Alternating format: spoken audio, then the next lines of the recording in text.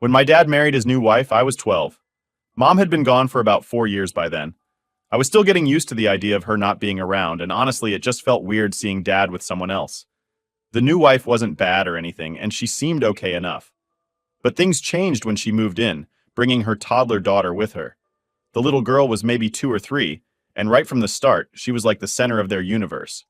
Suddenly, everything in our house started revolving around her.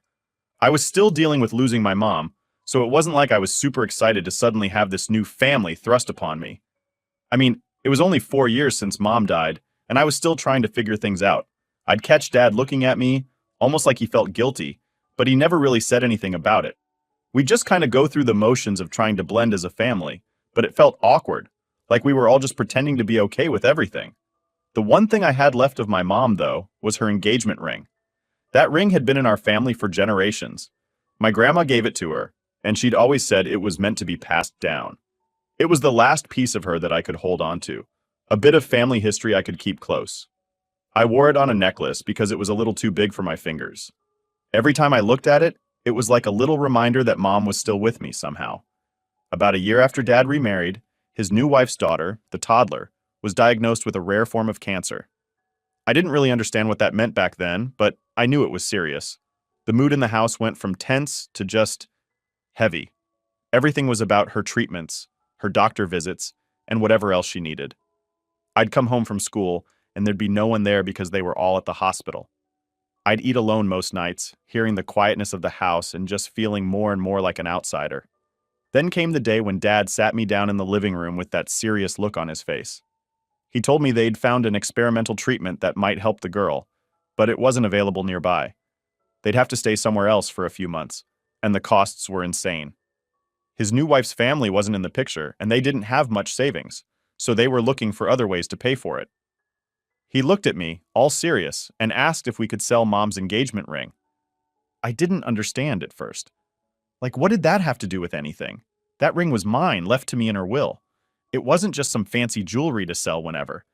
It was like the only thing I had left of her. When I told him that, he sighed, then said something like, "This treatment could save her life. It's not like it's just for fun or something." And I remember just sitting there, staring at him, wondering if he really thought it was okay to just take that away from me. He tried to say it was for a greater good, that it was about saving a life.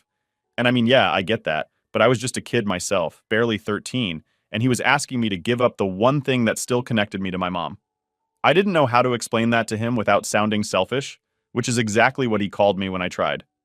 I told him I wouldn't forgive him if he sold it, that he'd be taking something away from me that I could never get back. But he didn't listen. The next thing I knew, the ring was gone, sold off for $14,000. 14 grand was all it took for him to sell away the last thing I had of my mom. He tried to talk to me about it later, but I wouldn't hear it. To me, it was like he'd just stolen something that didn't belong to him, something that meant way more to me than he'd ever understand. After that, things got weird between us. I pulled away from him, started keeping to myself more. I'd see him with his new family, with his wife and her daughter, and it was like watching him live this new life that didn't include me. Every time I looked at him, I felt this anger building up inside me.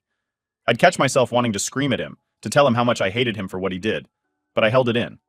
I figured it didn't matter. He'd made his choice.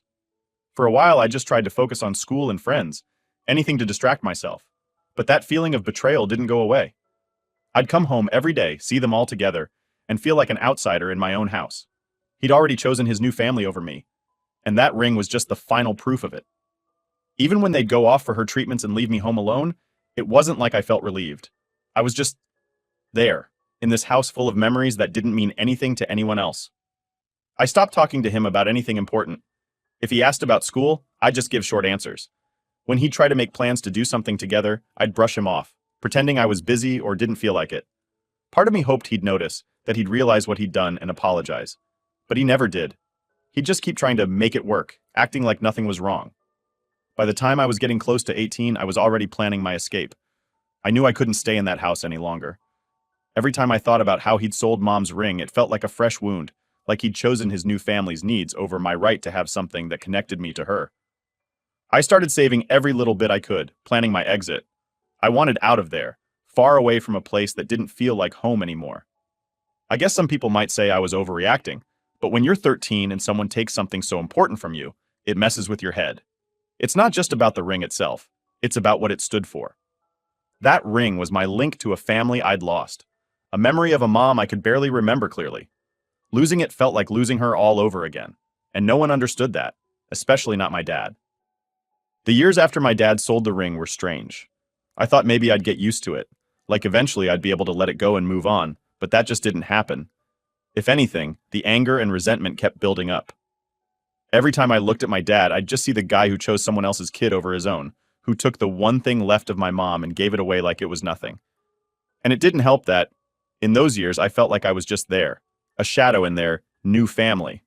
I figured out pretty quick that I couldn't depend on him for support or really anything. There were days I'd come home and they wouldn't even be there. They'd be off at a hospital visit or staying with friends near the treatment center, leaving me alone to fend for myself. They tried to set me up with meals and stuff, like they'd leave frozen dinners in the freezer, or sometimes ask a neighbor to check in on me, but it always felt like an afterthought. Like they had their priorities and I just wasn't one of them. And let me tell you, it was hard to shake off that feeling of being forgotten. I'd sit in that quiet house, knowing they were out there trying to save her, and I'd just get angrier. Angry that they'd left me to take care of myself. Angry that Dad didn't seem to care. And mostly angry that this was supposed to be my home. But it didn't feel like one. It was like I was a stranger under my own roof. I decided pretty early on that I was getting out of there as soon as I could. I started working part-time jobs, saving up whatever I could. I mowed lawns, babysat, and eventually worked at a grocery store after school and on weekends. It wasn't much, but it was something. My plan was simple. Hit 18, save up enough, and get out. I didn't want any more reminders of what I'd lost or what he'd done. When I hit my senior year, things got even more strained. My dad would occasionally try to have these father-daughter talks, where he'd tell me how proud he was of me, how he knew I was going to do great things. But at that point, it just sounded like empty words. I wasn't some little kid anymore, and he couldn't just patch things up with a few "I'm proud of you" comments. And he never once apologized or admitted he'd messed up. I kept waiting, hoping that maybe he'd say he was sorry, that he'd see the damage he'd done. But he never did. It was like he thought it was all fine now, like he'd just moved on from everything, so I should too. I remember one day he tried to talk to me about college. He asked if I'd thought about where I wanted to go or what I wanted to study. I shrugged him off, told him I didn't know yet. The truth was, I didn't want to talk to him about my future, because in my mind, he wasn't really part of it. I was planning to move out, start my life on my own terms, and I didn't want him involved. I'd been on my own for so long, I'd learned how to be independent, and the thought of him trying to play dad now just felt insulting. As graduation got closer, the tension between us was at an all-time high. He kept trying to act like everything was normal, like we were just a regular father and daughter dealing with typical teen parent issues. But we weren't. Not by a long shot. I couldn't even look at him without feeling that same flash of anger. And I think he knew it because he'd look at me sometimes with this sad, almost defeated expression, like he knew he'd lost something but couldn't figure out what. I saved every penny I could from my jobs, determined to leave as soon as I could. I didn't care where I'd go, just that it would be somewhere I could finally breathe, somewhere I didn't have to keep living in this strange shadow of a family. The closer I got to 18, the more restless I felt, like I was counting down the days until I'd be free. The night before I moved out, I remember packing up my stuff in my room, looking around at the walls and thinking about all the memories that I was leaving behind. It was bittersweet. This had been my home, the place where I grew up, where I spent the happiest years with my mom. But it wasn't that place anymore. Not since he'd sold her ring. Not since he'd chosen them over me. Dad tried to talk to me before I left. He stood there in the doorway, hands in his pockets, looking like he wanted to say something profound, but all he managed was, "I know we've had our differences, but you'll always be my daughter." I just nodded, gave him this forced smile, and didn't say anything back. I didn't want to get into it with him, didn't want to drag out the goodbye. In my head, he'd lost the right to call me his daughter the moment he sold that ring. So, I packed my stuff, threw my bags in the car, and left without looking back. I'd saved up enough to get a small apartment. It wasn't much, just a cramped little place with barely enough room to swing a cat, but it was mine. And that meant everything. For the first time in years, I felt like I could finally breathe. There was no constant reminder of the family I'd lost or the betrayal I'd felt. It was just me, my space, and the chance to start over. At first, being on my own was weird. I'd spent so many years fending for myself that actual independence felt surreal. But as the days passed, I started settling into a routine.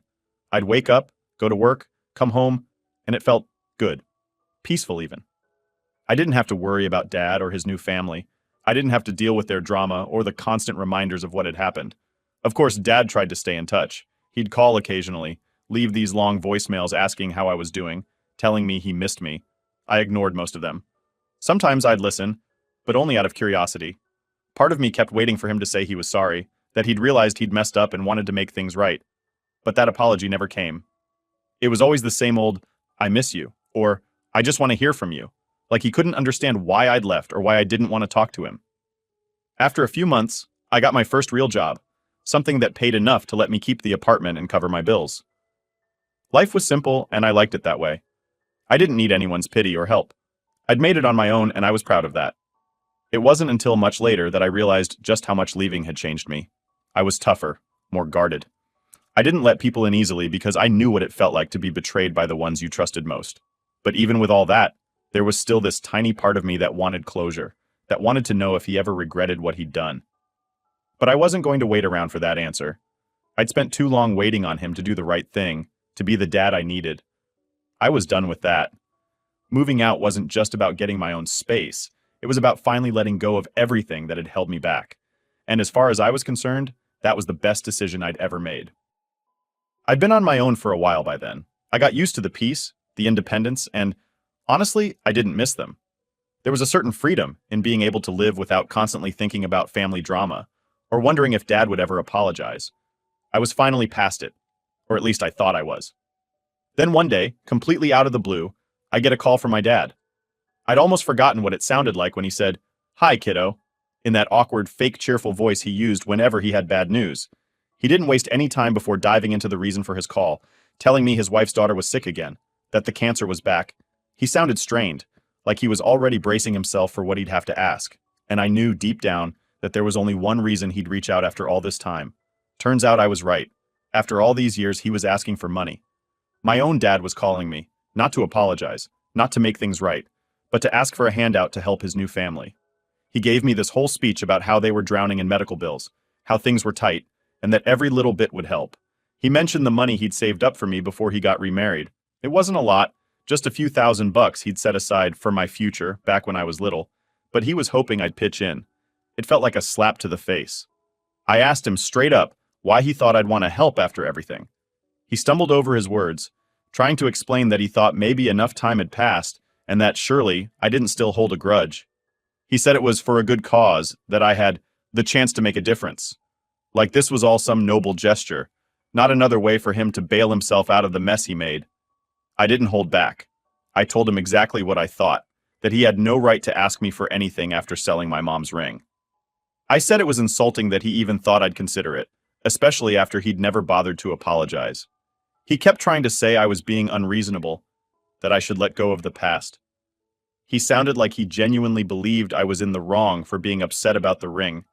And then he started bringing up his stepdaughter's condition, saying how she didn't deserve this and how I should be compassionate.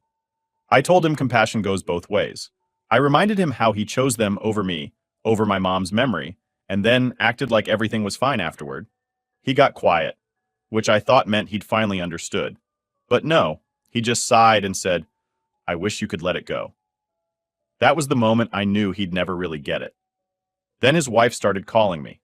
She'd text, leave voicemails, even sent emails, all trying to guilt trip me.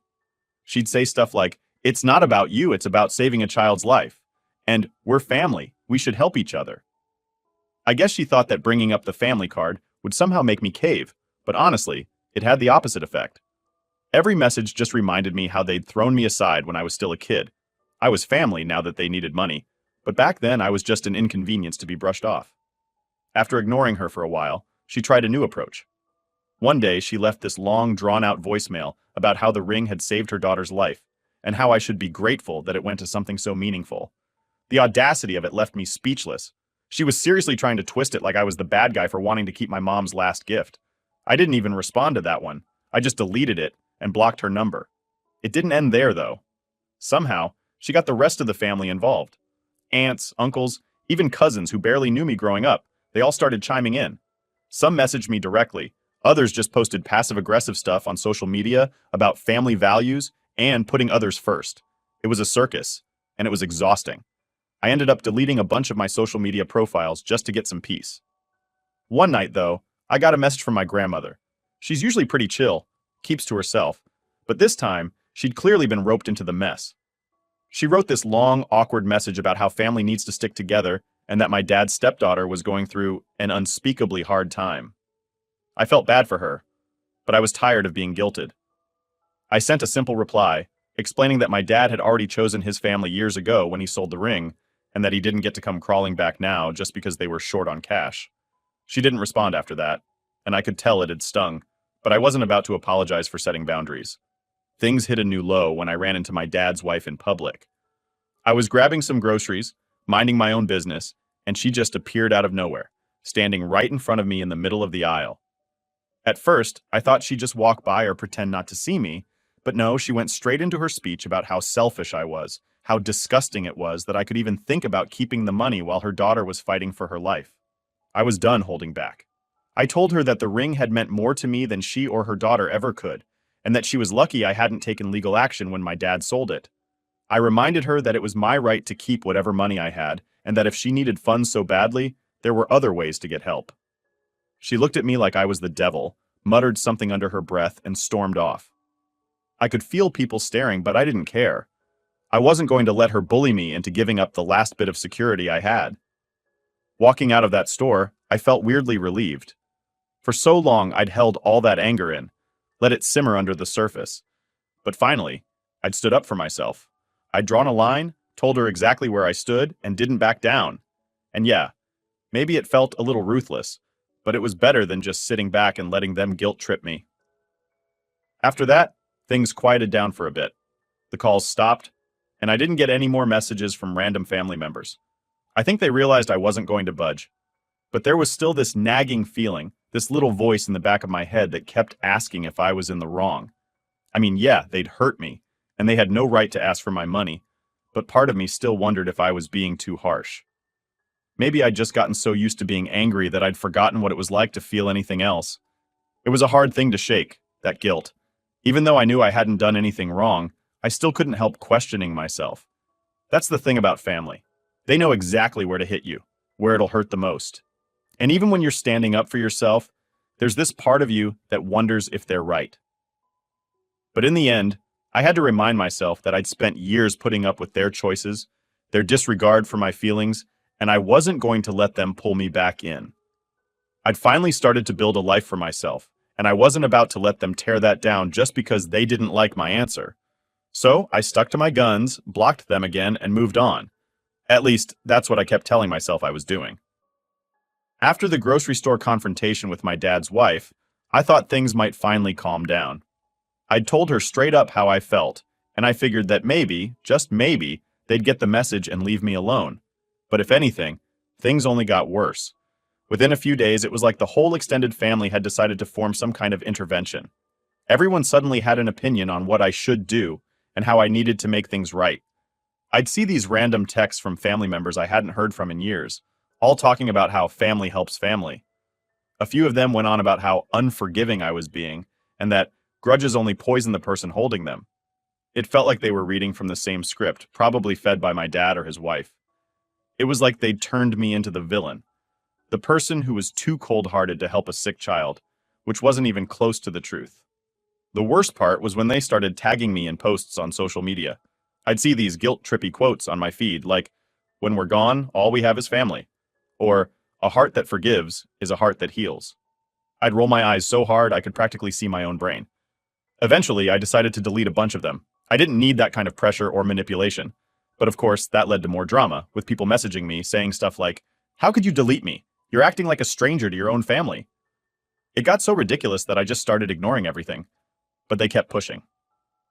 A few days later, I got a long email from my dad's sister, who I barely spoke to even before all this. She wrote about how family was all we had in this world, and that I should show some compassion. She actually had the nerve to tell me that I was too young to understand, as if I hadn't lived through my own experience and had my own feelings about it. It was like no one could see my side, like I was just supposed to put aside years of hurt and betrayal because they suddenly decided it was convenient. But the thing that really set me off was a group message from my dad's parents. My grandparents were always a little distant with me, mostly because they'd been close to my dad's wife from the beginning and thought she'd breathed new life into him after my mom passed away. They basically saw her as a savior and acted like her daughter was just as much their granddaughter as I was. But in this message, they took it a step further. They wrote about how they understood that I was still hurt, but that I needed to let go of the past. They talked about how my dad's stepdaughter was like family, and how, as her older sibling, I had a responsibility to support her during this hard time. They finished it off by saying, "We know your mom would want you to do the right thing." That was it for me. That last line about my mom was like a punch to the gut. Here they were, using my mom's memory, something they barely respected in the first place, to try to guilt me into giving them money. I remember just staring at the screen, feeling this mix of rage and sadness. It was like they didn't just take away the last piece of her when they sold the ring. Now they were dragging her memory into this mess just to make me feel guilty. I sat down that night and wrote out a response. I wasn't going to keep quiet anymore. I told them that they had no right to bring my mom into this, that they had no idea what she would have wanted because they'd barely acknowledged her after she was gone. I reminded them that the ring had been mine and mine alone, and that my dad had no right to sell it. I laid it all out, the hurt, the betrayal, everything. And I told them that if they didn't respect my decision to stay out of their mess, I'd have no choice but to cut contact. I hit send and just sat there feeling this weird sense of relief. I didn't know how they'd respond, but I didn't care. For the first time, I'd actually told them how I felt instead of bottling it up. But of course, the fallout came almost immediately. First, my grandma sent this half-hearted apology, saying she was sorry I felt that way, which is the kind of non-apology that basically means, sorry you're upset, but I'm not changing anything. Then, one by one, family members started dropping like flies. People blocked me, unfriended me, and my phone got quieter. I wasn't going to lie, it hurt. But it was also like a weight lifting off my shoulders. I didn't have to keep defending myself or dealing with the constant manipulation. Then my dad showed up at my door. I hadn't seen him in months. Maybe a year by that point. I wasn't expecting it, so when I opened the door and saw him standing there, I froze. He looked older, more worn down, like all the drama had taken a toll on him. But the second he opened his mouth, I knew he hadn't come to make things right. "I thought you'd at least have the decency to talk to me face to face," he said, looking around like he didn't really want to be there. I crossed my arms, leaning against the doorframe. "Talk about what? You made your choice a long time ago." He sighed, like I was the one being unreasonable. "I'm doing everything I can to help your sister," he said. That word, sister, made my blood boil. I told him, flat out, that she wasn't my sister, that she was his wife's daughter, and nothing more. He looked at me like I'd slapped him, but I wasn't about to back down. After all this time, I wasn't going to let him rewrite history just because it suited him. "Why can't you just let it go?" he asked, shaking his head. "You're holding on to a grudge over a ring." "It wasn't just a ring," I snapped. "It was Mom's ring, and you sold it like it was nothing. And now you're coming back for more, acting like I owe you something." We stood there in silence for what felt like forever. Finally, he just looked down, sighed, and said, "You're not the person I raised." I laughed at that, a short, bitter laugh. "No, I'm not. I'm the person you ignored for years while you built a new life with your new family. And now that it's falling apart, you're looking to me to fix it. I'm done, Dad. I'm done being your backup plan." Without another word, I stepped back, closed the door, and locked it. I watched from the window as he just stood there for a minute, looking lost, like he couldn't believe what had just happened. Eventually, he turned and walked away, his shoulders slumped. It should have felt satisfying, maybe even triumphant, but it didn't. It just felt final. I sat down in my apartment, feeling this strange mix of relief and sadness. It was like a chapter of my life had just ended, and I wasn't sure what would come next. But I knew one thing. I wasn't going to let him or anyone else guilt me into being part of their drama again. I'd fought too hard to get to where I was, and I wasn't about to let them drag me back down. For the first time, I actually felt free. I wasn't tangled up in their expectations or guilt trips anymore. I could just focus on myself, on moving forward. And while part of me would probably always wish things had been different, I knew I'd made the right choice. After shutting the door on my dad, it was like everything finally fell into place. For the first time in years, I didn't have that constant feeling of waiting for something, some apology or acknowledgement that was never going to come. I told him exactly how I felt, let it all out, and ended it on my own terms, and for the first time, I was genuinely done. The silence that followed was almost unsettling at first. After all the calls, messages, and guilt trips, I'd gotten used to the constant background noise of family drama. But now there was just peace. No random phone calls, no passive-aggressive social media posts from distant relatives, no one telling me how I was supposed to feel. Just me, my little apartment, and the life I'd built for myself. Of course, even with all that freedom, the doubts crept in sometimes. It's hard to walk away from people you've known your whole life, no matter how much pain they caused. I'd think back to holidays or random weekends, the times my dad would actually be around, and I'd get hit with that weird feeling of nostalgia mixed with regret. But then, I'd remember the last few years, the constant betrayal, and I'd snap out of it. I'd remind myself that I didn't need them to be happy. Work helped a lot. I threw myself into my job, put in the hours, and tried to build something for myself. And as time went on, I started making new friends, people who had no idea about all the drama and didn't look at me like I was the estranged daughter or the girl with family issues.